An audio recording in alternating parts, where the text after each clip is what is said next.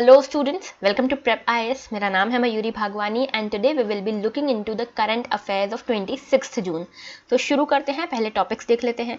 GS 1 से आज हमारे लिए कुछ भी इंपॉर्टेंट नहीं है। देन GS 2 में गवर्नमेंट पॉलिसी से स्मार्ट सिटी मिशन हमारे लिए इंपॉर्टेंट है और ये इंपॉर्टेंट इसीलिए है क्योंकि इसके रिगार्डिंग अवार्ड्स अनाउंस हुए हैं जिसमें यूपी को बेस्ट स्टेट, इंदौर को और सूरत को बेस्ट सिटीज़ का टैग दिया गया है। इंटरनेशनल रिलेशंस में से FATF ग्रे लिस्ट हमारे लिए इंपॉर्टेंट है क्योंकि पाकिस्तान को अभी भी FATF ने ग्रे लिस्ट में ही रखा है। तो ये FATF क्या है, ये लिस्ट कौन कौन सी हैं और क्या पाकिस्तान को ग्रे लिस्ट में रखने के मीनिंग्स हैं और मायने हैं फॉर द इंटरनेशनल रिलेशंस, ये समझेंगे। ठीक है, फिर तिब्बत बुलेट ट्रेन। तो चाइना ने एक बुलेट ट्रेन स्टार्ट की है जो तिब्बत से होकर निकलती है, शुरू होती है और अरुणाचल प्रदेश के बहुत करीब से गुजरती है। तो क्या है इस बुलेट ट्रेन के बारे में इंपॉर्टेंट चीज़ें और क्या इसके मायने हैं इंडिया के लिए, इसको देखेंगे। GS 3 में इकोनॉमी से government can cut fuel sales by 4.5 rupees. तो देखो, एक क्रेडिट रेटिंग एजेंसी है हमारे यहाँ पे, उसने ये कहा है कि अगर गवर्नमेंट फ्यूल के ऊपर जो सेस लगता है उसको 4.5 रुपीज़ से कट कर भी देती है तो उन्हें ना कोई रेवेन्यू लॉस होगा और इन्फ्लेशन भी घट जाएगा। तो क्या है ये, इसको देखेंगे। देन साइंस एंड टेक में थर्ड वेव जो है, इसके बारे में एक आर्टिकल आया था, देखेंगे कि क्या ये कितनी इंटेंस हो सकती है, कितनी सिवियरिटी हो सकती है इस स्टडी के अकॉर्डिंग। ठीक है, और डिफेंस में पिनाका। तो ये पिनाका क्या है और क्यों ये न्यूज़ में था, इसको देखेंगे। एनवायरमेंट में wild life protection act is important and GS 4 में आज कुछ भी नहीं है। ठीक है, शुरू करते हैं। पहले today's pinch of positivity. We may encounter many defeats but we must not be defeated. तो देखो, बहुत बार ऐसा होता है कि हम कई बार ऐसा लगता है कि कोई मतलब ही नहीं है इतनी मेहनत करने का, हर बार देखो तो कैसे मार्क्स आते हैं और even in life it feels like that, but remember that you are not defeated until you accept it. Okay, तो मन से हारेंगे तो हार जाएंगे, नहीं हारेंगे तो जीत जाएंगे। ठीक है, आगे बढ़ते हैं। चलो, पहला आज का आर्टिकल है FATF ग्रे लिस्ट के बारे में। ओके, तो देखो यहाँ पे Pakistan to remain on FATF grey list. Okay, तो पाकिस्तान अभी FATF ग्रे लिस्ट पे है। तो ये क्या है, पहले ये समझते हैं। FATF क्या है, ग्रे लिस्ट क्या है, फिर इशू देखेंगे। तो FATF के बारे में मैंने पहले भी डिस्कस किया हुआ है। ठीक है, FATF यानी कि फाइनेंशियल एक्शन टास्क फोर्स, ये एक इंटर गवर्नमेंटल बॉडी है। ठीक है, जिसको 1989 में इस्टेब्लिश किया गया था और ये G7 समिट में इस्टेब्लिश हुई थी इन पेरिस। तो 1989 में inter governmental body and G7 summit में पेरिस में इसको इस्टेब्लिश किया गया था। सेक्रेटेरिएट जो है इसका, ये OECD का जो हेडक्वार्टर्स हैं, organisation for economic cooperation and development के हेडक्वार्टर्स पेरिस में जो हैं, उसी के यहाँ पे इसका सेक्रेटेरिएट भी है। 39 मेंबर कंट्रीज हैं जिसमें से India is one of one. ठीक है, वन ऑफ देम। तो India is also a member country of FATF। इसमें 2 रीजनल कोऑपरेशंस भी हैं, 2 रीजनल ऑर्गेनाइजेशन भी हैं। तो कुल मिला के 37 कंट्रीज हैं और 2 ऑर्गेनाइजेशन हैं। 2 ऑर्गेनाइजेशन कौन कौन सी है, European commission, okay, and gulf cooperation council. तो ये दोनों रीजनल ऑर्गेनाइजेशन भी इसकी पार्ट हैं। अब देखो, इसमें क्या, इसका काम क्या होता है, FATF का मतलब क्या है। तो देखो, financial action task force. Okay, एक मिनट, FATF। ठीक है, तो फाइनेंशियल एक्शन टास्क फोर्स जो है ये 1989 में बनी थी। तब इसका इकलौता जो गोल होता था वो था मनी लॉन्ड्रिंग को कर्ब करना। ओके, मैंने आपको लास्ट लेक्चर में बताया था मनी लॉन्ड्रिंग क्या होता है। अगर आपको समझ नहीं आए तो आप पहले वाले लेक्चर में जाके एक बार रेफर कर सकते हैं, वहाँ मैंने डिटेल से बताया मनी लॉन्ड्रिंग क्या होता है।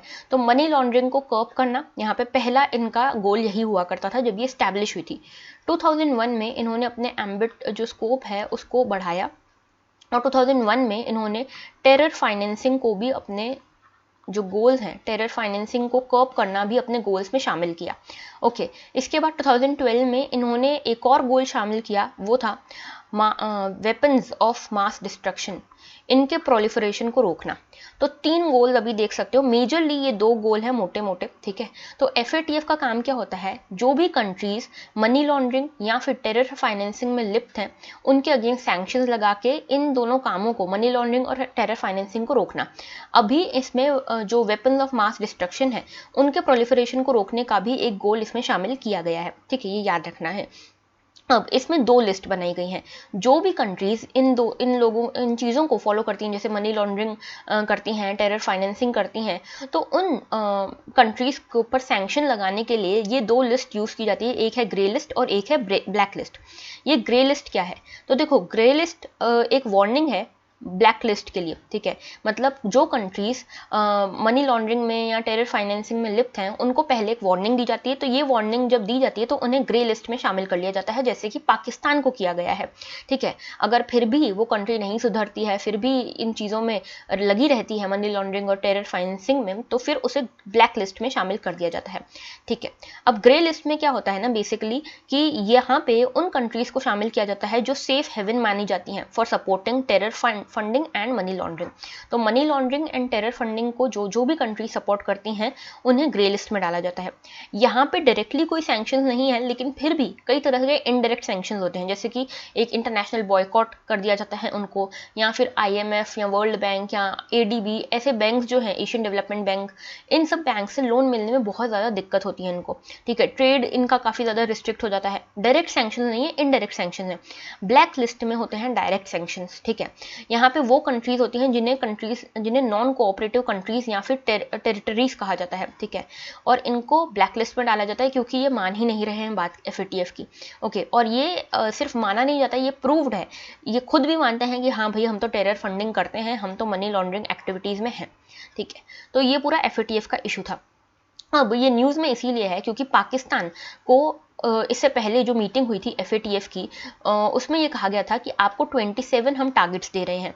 27 पॉइंटर एक टारगेट दिया था, फ्रेमवर्क दिया था कि आप इन 27 पॉइंटर्स को कंप्लीट कीजिए, ठीक है। आप मनी लॉन्ड्रिंग की एक्टिविटीज़ को कम कीजिए, आप टेररिस्ट ऑर्गेनाइजेशन जितनी भी हैं आपके यहाँ पे, उनको प्रोसिक्यूट कीजिए, उनके अगेंस्ट प्रोसीडिंग्स चलाइए।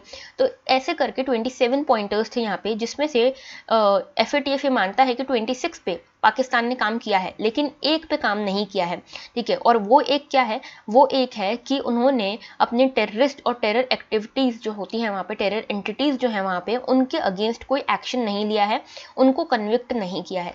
तो इसके लिए FATF ने अभी भी पाकिस्तान को ग्रे लिस्ट में रखा हुआ है, और उन्होंने 6 और पॉइंटर्स दे दिए हैं पाकिस्तान को कि आप इन 6 पॉइंटर्स पे भी अब काम कीजिए, तो ही आपको ग्रे लिस्ट से हटाया जाएगा। और ये 6 पॉइंटर्स जो हैं ये मनी लॉन्ड्रिंग से रिलेटेड हैं, ठीक है। आपको मुझे बताना है कि जो UN है, ठीक है, UN के जो UNSC है, यूनाइटेड नेशन सिक्योरिटी काउंसिल, ये टेररिस्ट ऑर्गेनाइजेशन या टेररिस्ट जो इंडिविजुअल्स हैं उनको बैन करती है। तो ये इसकी कौन सी ऐसी कमिटी है जो ये काम करती है टेररिस्ट को आइडेंटिफाई करना या उनको बैन करना, ठीक है। ये कौन सी कमिटी है जो इसको बैन करती है? तो ये आप मुझे कमेंट सेक्शन में ज़रूर बताइएगा, ठीक है। आगे बढ़ते हैं। अब देखो, ये आपके लिए क्वेश्चन है, मार्क द करेक्ट स्टेटमेंट। तो mark the correct statement about FATF होना चाहिए यहाँ पे, ठीक है। मैं लिखना भूल गई, आई am sorry. India is not a member of FATF। India member नहीं है FATF का, गलत स्टेटमेंट। इंडिया मेंबर है। कितने मेंबर्स हैं टोटल? 39 मेंबर्स हैं, 37 कंट्रीज हैं और 2 रीजनल ऑर्गेनाइजेशन हैं। एक है GCC, ठीक है, गल्फ कोऑपरेशन काउंसिल, और एक है European commission, okay. A country in grey list may face economic sanctions from IMF, World Bank, ADB, reduction in international trade and international boycott। तो ग्रे लिस्ट में जो भी कंट्रीज हैं उनको IMF, वर्ल्ड बैंक, ADB से sanctions देखने को मिल सकते हैं, इंटरनेशनल ट्रेड में रिडक्शन देखने को मिल सकता है, इंटरनेशनल बॉयकॉट देखने को मिल सकता है। ये सही है, ठीक है। तो यहाँ पे हमारा सेकेंड स्टेटमेंट ही सही है, फर्स्ट गलत है, ठीक है। तो only 2 would be the correct option, okay. आगे बढ़ते हैं। देखो, ये जो नेक्स्ट आर्टिकल है that is about third covid wave, ठीक है। This is related to science and tech, okay. तो यहाँ पे देखो, थर्ड जो कोविड वेव है इसके बारे में यहाँ पे एक स्टडी आई है, ठीक है। और स्टडी में कहा गया है, ICMR की ये स्टडी है, ओके। और इसमें ये कहा गया है कि थर्ड वेव जो है, अभी देखो बहुत सारे ऐसे कयास लगाए जा रहे हैं कि थर्ड वेव 2 से 4 हफ्तों में आ सकती है, कोई बोल रहा है नवंबर में आ सकती है, अलग अलग स्टडीज़ हैं। इनफैक्ट महाराष्ट्र में ये कहा जा रहा था कि महाराष्ट्र में थर्ड वेव सबसे पहले आएगी, क्योंकि यहाँ पे डेल्टा प्लस वेरिएंट जो है इसके कई सारे केसेस आए हैं। अभी आज के ही हिंदू में एक आर्टिकल आया है, बहुत ज़्यादा इंपॉर्टेंट नहीं है, डेल्टा प्लस वेरिएंट को हम यहाँ पे डिस्कस कर चुके हैं। उस आर्टिकल में ये कहा गया है कि डेल्टा प्लस वेरिएंट के जो केसेस हैं वो हमारे यहाँ 50 हो गए हैं और एक डेथ भी हुई है डेल्टा प्लस वेरिएंट वाले पेशेंट की इन महाराष्ट्र। तो इस डेल्टा प्लस वेरिएंट के कारण महाराष्ट्र में थर्ड वेव आ सकती है बहुत जल्दी। और एक स्टडी ने तो ये भी कहा था कि जो थर्ड वेव आएगी डेल्टा प्लस वेरिएंट के कारण, that would be more severe than the second wave. हो सकता है कि डबल केसेस आए महाराष्ट्र में because of this third wave. Okay, लेकिन ICMR की जो स्टडी है वो ये कहती है कि थर्ड वेव वाली जो अभी जो थर्ड वेव आएगी वो कम सिवियर होगी सेकेंड वेव से। ठीक है, तो अलग अलग स्टडीज़ हैं। इनफैक्ट एक स्टडी के अकॉर्डिंग ये भी कहा गया था कि हमें यूके से सीखना चाहिए। ठीक है, यूके से सबक लेना चाहिए, सीखना नहीं चाहिए, सबक लेना चाहिए। क्या कि इनकी सेकेंड वेव गई, ठीक है, तो ऐसा माना जा रहा था कि अब सेकेंड वेव जा रही है यूके में, उसके 4 हफ्तों में ही थर्ड वेव आ गई। ठीक है, तो हमें इसलिए सतर्क रहने की ज़रूरत है। ऐसा नहीं कि पार्टी वगैरह करना चालू कर दें, वैक्सीन लग गई तो बस भाई हमको तो नहीं हो सकता, तो ऐसा नहीं है। थर्ड वेव अभी भी आ सकती है और बहुत ज़्यादा चांसेस हैं कि थर्ड वेव आएगी। ओके, अब कितनी सिवियरिटी की होगी वो देखना बाकी है। इस स्टडी में ये कहा गया है कि 4-5 कंडीशंस इन्होंने दी है। ठीक है, कि अगर ये 4-5 कंडीशंस फुलफिल होती हैं तो ही थर्ड वेव ज़्यादा सिवियर होगी, वरना थर्ड वेव सिवियर उतनी नहीं होगी।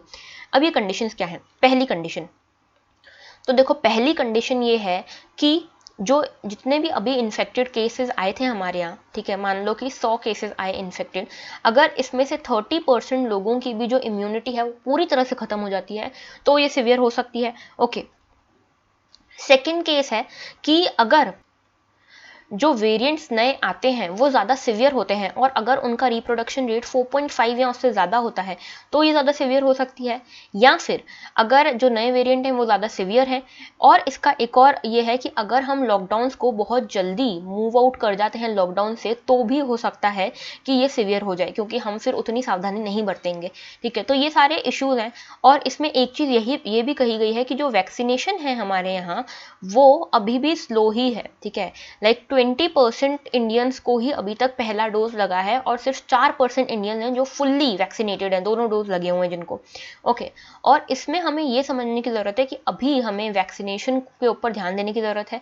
ठीक है, अभी भी हल्के में नहीं लेना है कोविड को, और ये सारी चीज़ें हैं। ठीक है, जनरल एक टॉपिक था। नेक्स्ट है हमारा आज का topic smart city mission. Okay, तो देखो स्मार्ट सिटी मिशन से रिलेटेड ये न्यूज़ है कि यूपी जो है, यूपी को बेस्ट स्टेट का टैग मिला है इन स्मार्ट सिटी मिशन अवार्ड्स। ठीक है, तो स्मार्ट सिटी अवार्ड्स जो हुए 2020 के, उसमें यूपी को फर्स्ट प्राइज मिला है इन बेस्ट स्टेट, देन आता है MP एंड देन आता है तमिलनाडु। ठीक है, और अगर बेस्ट सिटीज़ की बात करें तो इंदौर एंड सूरत, इनको बेस्ट सिटीज़ का टैग मिला है। इंदौर जो है इसको आपको याद रखना है, स्वच्छ भारत मिशन जो है इसका जो स्वच्छता सर्वेक्षण होता है उसमें 4 times Indore has been tag as the cleanest city of India. Okay, अब स्मार्ट सिटी में भी बेस्ट सिटी का टैग मिला है इंदौर को।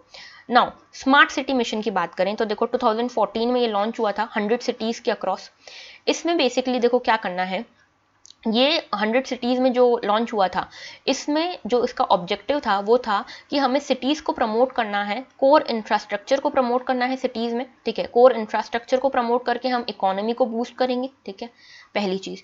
देन हमें डिसेंट क्वालिटी ऑफ लाइफ देनी है लोगों को, तो यहाँ पे हम डिसेंट क्वालिटी ऑफ लाइफ दे रहे हैं तो हम यहाँ पे ह्यूमन रिसोर्स पे कॉन्सेंट्रेट कर रहे हैं।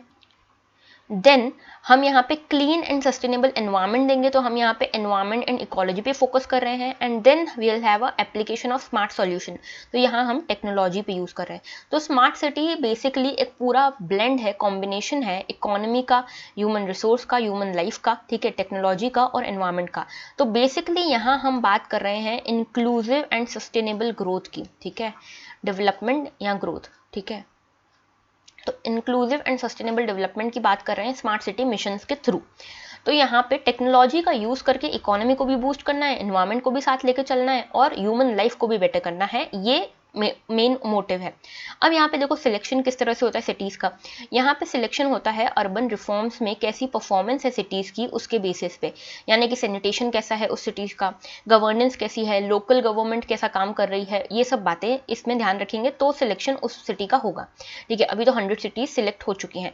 फंडिंग की बात करें तो ये सेंट्रली स्पॉन्सर्ड स्कीम है। ठीक है, सेंट्रली स्पॉन्सर्ड स्कीम का मतलब मैंने आपको पहले समझाया हुआ है। सेंट्रली स्पॉन्सर्ड स्कीम वो होती है जिसमें सेंटर और स्टेट दोनों कंट्रीब्यूट करते हैं फंडिंग के मामले में।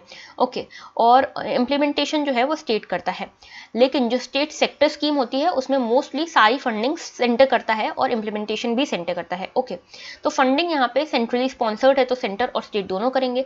इनफैक्ट सेंटर से हर सिटी को, हर जो स्मार्ट सिटी है, जो जिसको स्मार्ट सिटी बनाया गया है, उसे 500 करोड़ रुपए यहाँ पे दिए जाएंगे इस डेवलपमेंट के लिए, और स्टेट भी लगभग इतना ही खर्चा करेगा हर सिटी के लिए, अपनी हर सिटी के लिए, ठीक है।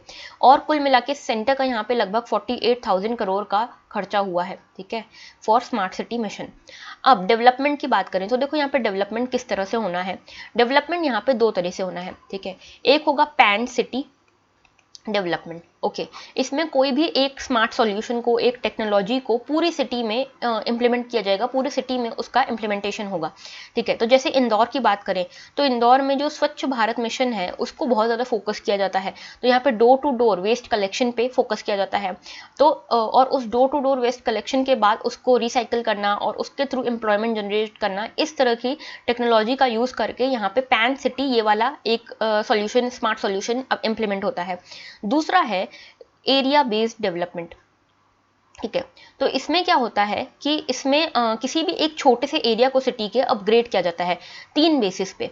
एक है रेट्रोफिटिंग, ठीक है, इसमें क्या होता है जो भी पुराने रिपेयर वर्क्स हैं उनको लेकर यहाँ पे बात होती है, तो सारे रिपेयर वर्क्स होंगे उस एरिया में, तो और उसको डेवलप किया जाएगा। फिर होता है रीडेवलपमेंट, ठीक है। रीडेवलपमेंट यानी कि जो पुरानी एरिया है, तो जो एरिया है उसमें जो भी पुराना सॉल्यूशन अपनाया हुआ था उसको क्रैश करके नया रीडेवलपमेंट करना। और तीसरा है ग्रीन फील्ड प्रोजेक्ट, ठीक है। इस ग्रीन फील्ड प्रोजेक्ट का मतलब क्या है? इसका मतलब है कि शुरू से किसी प्रोजेक्ट को इम्प्लीमेंट करना, ठीक है। तो इस तरह से एरिया बेस्ड डेवलपमेंट होगा। इम्प्लीमेंटेशन की बात करें तो देखो 10 साल का इम्प्लीमेंटेशन है और इसके लिए एक स्पेशल पर्पस व्हीकल बनाई जाएगी जिसमें सभी का कंट्रीब्यूशन होगा, ठीक है। यूनियन का भी इसमें रिप्रेजेंटेशन होगा, स्टेट का भी होगा, और अर्बन लोकल बॉडी जो वहाँ पे है उसका भी यहाँ पे रिप्रेजेंटेशन होगा।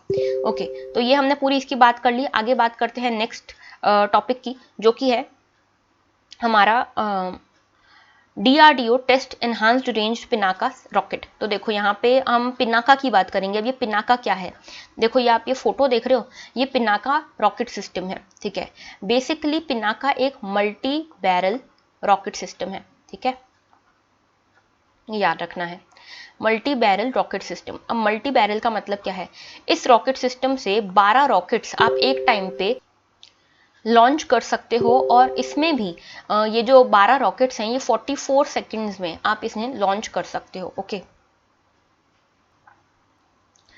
तो ये 12 रॉकेट्स आप 44 सेकंड में एक बार में एक ही सिस्टम से लॉन्च कर सकते हो, और ये कवर करेगा 1 बाय 1 किलोमीटर स्क्वायर का एरिया, ठीक है। 1 बाय 1 किलोमीटर स्क्वायर जो है इसको ये न्यूट्रलाइज करने की ताकत रखता है। अब इसमें भी आपको ये याद रखना है कि जो ये मल्टी बैरल रॉकेट सिस्टम है ये इसने रिप्लेस किया है हमारे ग्रेड रॉकेट सिस्टम को, जो कि हमने रशिया से लिया था, जो कि अगेन एक मल्टी बैरल रॉकेट सिस्टम था। और ये जो हम पिनाका की बात कर रहे हैं ना, ये 1980s में स्टार्ट किया था इसको डेवलप करना DRDO ने, और 1999 के जो कारगिल वॉर था उसमें भी इसको यूज़ किया था। अब इसके कई सारे वर्जन भी हैं, जैसे मार्क 1 वर्जन है, ठीक है, फिर मार्क 2 वर्जन है। मार्क 1 वर्जन जो है वो 40 किलोमीटर्स तक की रेंज है इसकी, और मार्क 2 वर्जन जो है इसमें 75 किलोमीटर्स तक की रेंज है। जो मार्क 2 वर्जन है इसका गाइडेड मिसाइल सिस्टम है इसके पास, ठीक है, जो नेविगेशन, कंट्रोल, गाइडेंस सिस्टम, इन सबसे एक्यूरेसी प्रोवाइड करता है पूरे सिस्टम को। और ये जो नेविगेशन है ये Indian regional navigation satellite system जो है इसका यूज़ करके इसका नेविगेशन होता है। अब DRDO ने पिनाका रेंज रॉकेट्स को डेवलप किया है, ठीक है, enhanced range Pinaka rocket system. तो यहाँ पे एक तो 122 mm के रॉकेट्स डेवलप किए गए हैं, ठीक है, और दूसरे पिनाका रॉकेट्स डेवलप किए गए हैं। इतना आपको याद रखना है। पिनाका क्या है ये समझ आना चाहिए।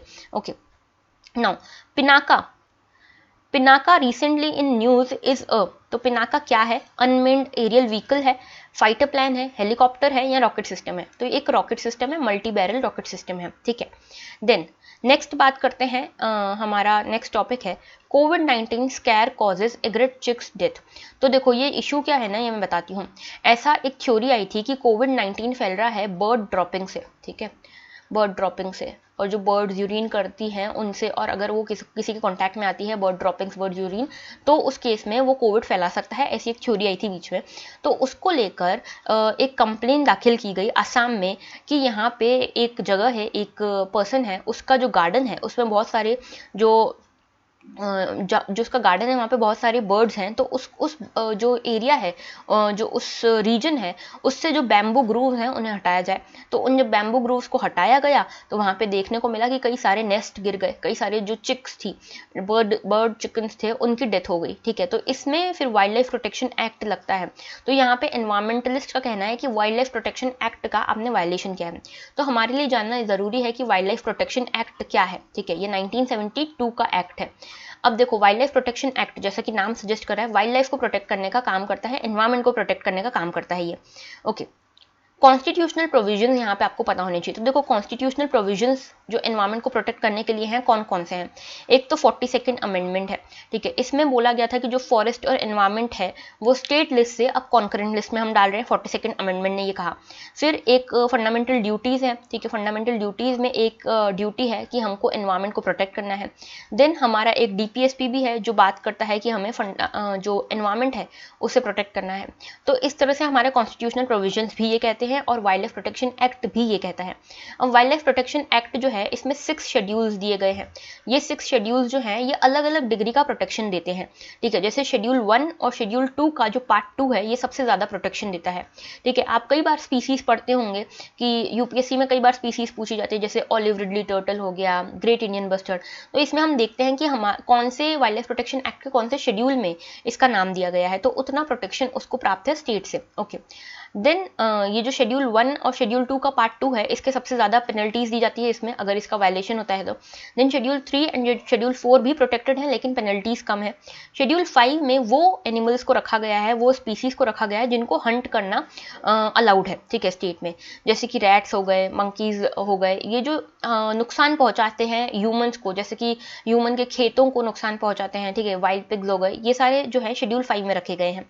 देन शेड्यूल 6 में एनिमल्स नहीं, यहाँ पे प्लांट्स के बारे में है। ठीक है, तो प्लांट्स का जो कल्टीवेशन है या प्लांट्स, कौन से प्लांट्स को कल्टीवेट करना प्रोहिबिटेड है, ये सारी चीज़ें शेड्यूल 6 में दी गई हैं। इसके अलावा ये 4 बॉडीज़ का प्रोविजन भी है यहाँ पे। पहली बॉडी है national board for wildlife. तो national board for wildlife जो है ये एपेक्स बॉडी है वाइल्ड लाइफ मैटर्स को लेकर, और ये एडवाइस करती है सेंट्रल और स्टेट गवर्नमेंट को। इसको हेड करते हैं प्राइम मिनिस्टर। ठीक है, ये याद रखना है। और जो वाइस प्रेसिडेंट होते हैं इस बॉडी के, वो कौन है, एनवायरमेंट मिनिस्टर हमारे। ठीक है, मिनिस्टर ऑफ एनवायरमेंट जो है वो इसके वाइस प्रेसिडेंट रहेंगे। ठीक है, इसके बाद एक आती है body national tiger conservation authority. ये रिकमेंड करती है गवर्नमेंट को कि हमें किसी भी एरिया को अगर टाइगर रिजर्व के फॉर्म में बनाना है तो इसको रिकमेंड करेगी नेशनल टाइगर कंजर्वेशन अथॉरिटी। ठीक है, इसके एनवायरमेंटल मिनिस्टर जो है वो इसके हेड होते हैं। देन एक और है सेंट्रल जू अथॉरिटी।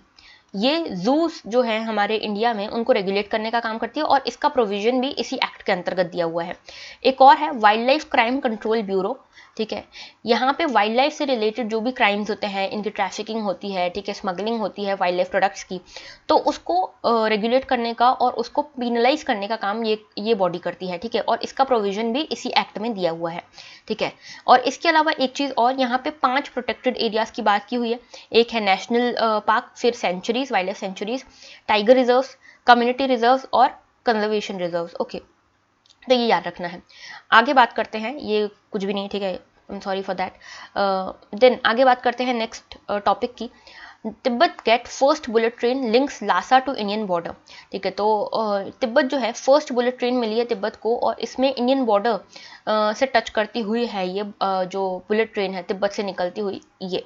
तो चाइना ने एक अपनी नई बुलेट ट्रेन स्टार्ट की है। आप इस मैप में देख सकते हैं, देखो ये वाला जो मैप दिख रहा है ना आपको, ये मैप, इसमें आप देख सकते हैं ये तिब्बत का लासा है और यहाँ से ये ट्रेन चल के यहाँ तक जा रही है। ठीक है, चेंगडू तक, और ये अरुणाचल प्रदेश के बहुत ही करीब से गुजर रही है। ठीक है, तो ये 435 किलोमीटर की ये जो ट्रेन है ये 2015 से कंस्ट्रक्ट होना स्टार्ट हुई थी, अब ये कंप्लीट हो गई है। ओके, और इसमें ये याद रखना है कि 435 किलोमीटर लॉन्ग है। 90% जो ट्रेन है वो 3000 मीटर अबव है सी लेवल के। और इसमें एक और चीज़ याद रखना है, इसको हाई स्पीड रेल कहा जा रहा है चाइना में। और ये जो है इसमें 160 किलोमीटर पर आवर की स्पीड से चलेगी। This is not very much important, ये डाटा इंपॉर्टेंट नहीं है, ठीक है। ये याद रखना है कि एक ऐसी बुलेट ट्रेन है। अब देखो ये न्यूज़ में हमारे लिए इंपॉर्टेंट इसीलिए है क्योंकि ये निकलती है इस एरिया से, ठीक है, इस एरिया के आसपास से। अब ये एरिया बहुत ज़्यादा इंपॉर्टेंट है स्ट्रेटेजिकली सिक्योरिटी कंसर्न से, तो ये बुलेट ट्रेन हमारे लिए एक सिक्योरिटी कंसर्न वाला इशू है। क्यों? क्योंकि देखो अरुणाचल के ऊपर हमेशा से चाइना की नज़र रही है। दूसरी चीज़ ये कि यहाँ पे आता है सिलीगुड़ी कॉरिडोर। ये जो है ये पूरे नॉर्थ ईस्ट को इंडिया के जो मेनलैंड है उसे अलग करने की पावर रखता है, ठीक है। बहुत ही छोटा सा कॉरिडोर है। आपने देखा था कि इस एरिया में डोकलाम इशू भी किया था चाइना ने। लद्दाख स्टैंड ऑफ भी अभी रिसेंटली खत्म हुआ है, ठीक है, और वापस से स्टार्ट हो गया क्या पता नहीं, ठीक है। तो अभी हो सकता है कि नहीं, वो देखेंगे लद्दाख स्टैंड ऑफ। लेकिन चाइना का जो हमेशा से एग्रेसिव स्टैंड रहता है, डोकलाम में देखा था, लद्दाख में देखा था, तो अब यहाँ से अगर ये ट्रेन निकाल रही है तो इसका मतलब ये कि अगर कभी अरुणाचल के आसपास आर्मी का कोई भी एक्शन होता है चाइना की, तो यहाँ पे आर्मी को बहुत इजीली सब लॉजिस्टिक्स मिल पाएंगे इस बुलेट ट्रेन के कारण, ठीक है। और ये सिलीगुड़ी कॉरिडोर आपको पता होना चाहिए, ठीक है। ये जो छोटा सा कॉरिडोर है ना, ये इसको सिलीगुड़ी कॉरिडोर कहा जाता है और ये चिकन स्नैक भी नाम से भी फेमस है, ठीक है, क्योंकि ये बहुत छोटा सा पार्ट है जिसके कारण नॉर्थ ईस्ट और मेनलैंड इंडिया जो है वो जुड़े हुए हैं, ठीक है। इस एरिया में आता है ये। ओके, ये बात हो गई हमारी। अच्छा, एक चीज़ और कि ये जो चाइना वाली जो तिब्बत की जो ट्रेन है, बुलेट ट्रेन, इसके इकोलॉजिकल इश्यूज भी हैं क्योंकि ब्रह्मपुत्रा रिवर के आसपास से निकलती है ये। तो अगर यहाँ पे ये फ्रेजाइल एरिया है, इकोलॉजिकली फ्रेजाइल एरिया है, तो इस बुलेट ट्रेन के कारण ऐसा ना हो कि हमें फ्लड्स वगैरह देखनी पड़े, ठीक है। अब नेक्स्ट बात करते हैं, नेक्स्ट इशू है हमारा इकोनॉमी से रिलेटेड इशू है ये। Government can cut fuel cess by 4.5 rupees. तो गवर्नमेंट फ्यूल सेस को 4.5 रुपीज़ से कट कर सकती है। इससे ना गवर्नमेंट को रेवेन्यू लॉस होगा, इनफैक्ट कंजप्शन बढ़ेगा और इन्फ्लेशन प्रेशर्स भी कम होंगे, ये कहा है इकरा ने। तो इकरा क्या है? ये इकरा एक क्रेडिट ट्रेडिंग एजेंसी है, ओके। ये क्रेडिट रेटिंग एजेंसी क्या होती हैं? ये वो एजेंसीज हैं जो सेबी में रजिस्टर्ड हैं और ये बताती हैं कि अगर किसी डेटर ने कुछ पैसे लिए हैं डेट पे, ठीक है, तो अब इसके पास कैपेबिलिटी है कि नहीं उस डेट को लौटाने की, क्या ये समय पर डेट को लौटा पाएगा, कितनी चांसेस हैं कि ये डिफॉल्ट कर जाए, ये सारी चीज़ें जो है ये क्रेडिट रेटिंग एजेंसी बताती है, ठीक है। तो इसने ये कहा है स्टडी के अकॉर्डिंग कि गवर्नमेंट जो है अपना अगर फ्यूल सेस कम करती है 4.5 रुपीज़ से, तो इन्फ्लेशन भी कम होगा, ठीक है, क्योंकि अभी आप देख रहे हो 100 के पार चला गया है पेट्रोल, तो इन्फ्लेशन कम होगा। अभी इन्फ्लेशन जो है वो 6.5% है, ठीक है, तो ये 6.5 नहीं 6.3% इन्फ्लेशन है। और हमें पता है कि आरबीआई का टारगेट क्या है इन्फ्लेशन का, 2 to 6%। तो हमारा इन्फ्लेशन ऑलरेडी बाहर चला गया है हमारे टारगेट से, तो हमें इन्फ्लेशन कम करना है, हमें कंजप्शन को बढ़ाना है। तो अगर हम इसके प्राइजेस को कम करते हैं पेट्रोल के, तो हमारा कंजप्शन भी बढ़ेगा, ठीक है। और क्योंकि इसका कंजप्शन बढ़ेगा, कम प्राइस पे भी रेवेन्यू उतना ही मिलेगा, हो सकता है उससे ज़्यादा मिले गवर्नमेंट को, ऐसा कहना है इकरा का, ओके। और इसमें एक चीज़ बताई हुई है कि जो हमारे यहाँ पे पेट्रोल के प्राइसेस बहुत ज़्यादा बढ़े हैं, डीजल के प्राइसेस बहुत ज़्यादा बढ़े हैं, उसके रीज़न हैं कुछ, ठीक है। जैसे कि एक तो हमारे यहाँ वैट लगता है अलग से, दूसरा जो क्रूड ऑयल के प्राइजेस हैं ग्लोबली वो भी बढ़े हैं, इसके अलावा जो इंडियन रुपी है वो डिप्रिशिएट हुआ है, इसके अलावा जो हमारे इंपोर्ट बिल है वो बढ़ गया है, ठीक है। पहले हम अगर 100 लीटर पेट्रोल मंगाते थे, ओके, और हमें ये अगर 70 रुपीज़ का पड़ता था, अब वही हमें 80 रुपीज़ का पड़ रहा है, ठीक है, एक बैरल, ठीक है। तो ऐसा मतलब ये एग्जांपल है। तो इस तरह से आप समझ सकते हैं कि क्योंकि हमारा रुपी डिप्रिशिएट कर गया है, तो हमारा इंपोर्ट बिल और बढ़ गया है, जिसके कारण पेट्रोल और ज़्यादा महंगा हो रहा है और इन्फ्लेशन और ज़्यादा बढ़ रहा है। तो ये पूरा इकोनॉमी का इशू था, okay. And that was all for today. Thank you for watching.